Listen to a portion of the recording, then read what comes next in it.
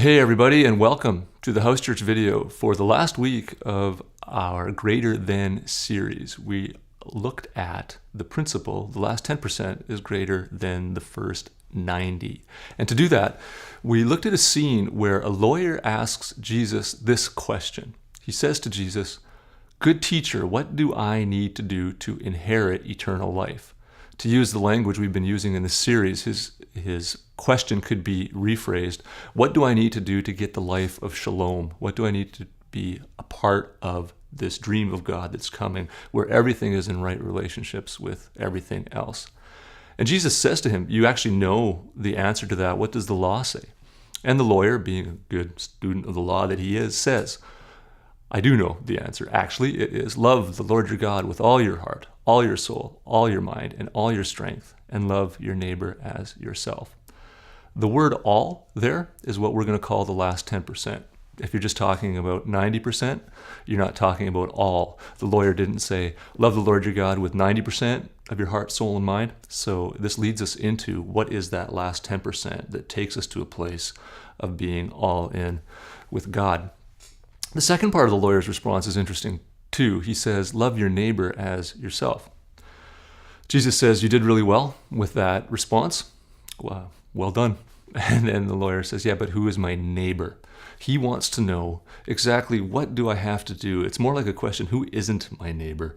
He knows, and rightly so, that you cannot say you love God unless you're loving people. Loving God is not theory. You have to love people. Exactly how far does that love go? And Jesus responds to that question with the story of the Good Samaritan. And you'll read it in your house church, so I won't recap it here. My question about that parable is, which of the characters is the one that we're supposed to think of as being like Jesus?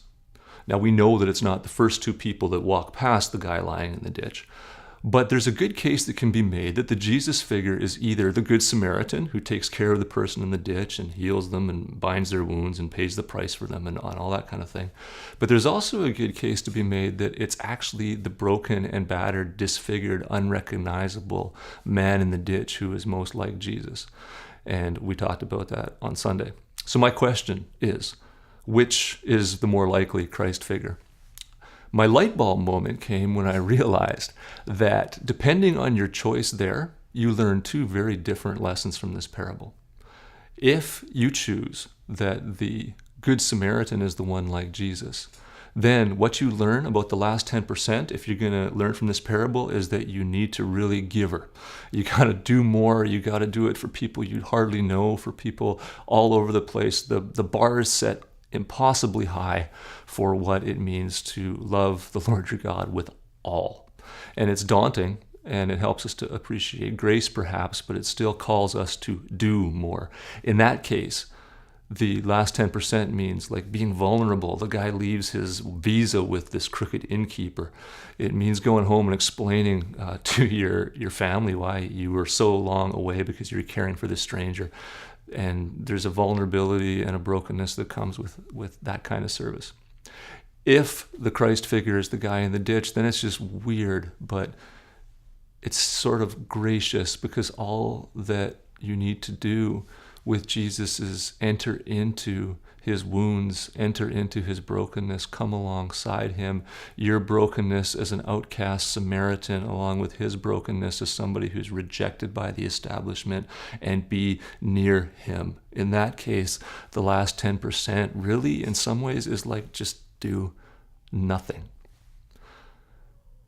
My conviction on this at the very end, and it's a soft conviction at this stage because I think you can make a case either way, but when you read that parable in light of the story of Mary and Martha, which happens right after it, where you've got Martha who's working, and Mary who's just kind of sitting there with Jesus, and Jesus in that story says, Mary, you've got it wrong. It's not about doing things for me.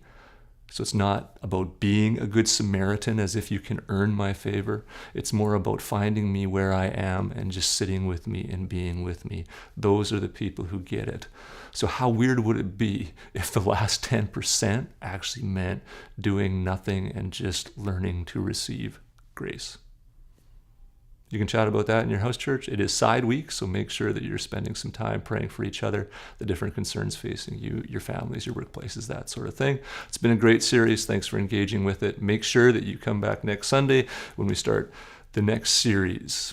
Grace and peace.